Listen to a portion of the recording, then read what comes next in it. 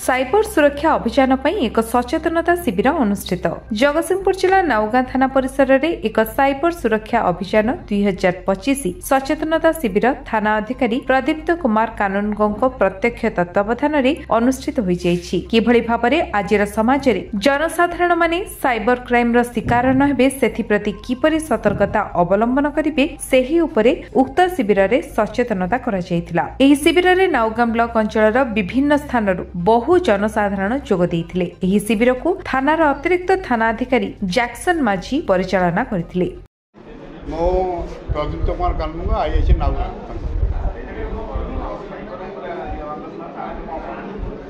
एटा आज आमर गोटे साइबर अवेयरनेस प्रोग्राम चली राज्य सरकार तरफ केंद्र सरकार तरफ आज से संबंध में गोटे आलोचना शिविर है किसी टिप्स दिगला और साइबर क्राइम केमिति न हो से संबंध में टी अवेयरनेस करागला एवं आपण मैंने केमती इमरजेंसी रे अधिक किसी प्रॉब्लम हुए 193 को फोन करेंगे www.cyber.crime.government.in केमती आप पोर्टाल में जनइबे से संबंध में पूरा विस्तृत आलोचना करागला।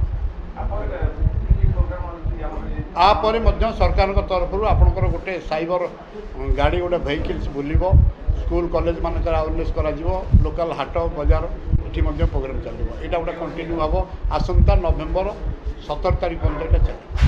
नाउगां वैष्णव राउंड को रिपोर्ट विश्व विजय न्यूज ओडिशा।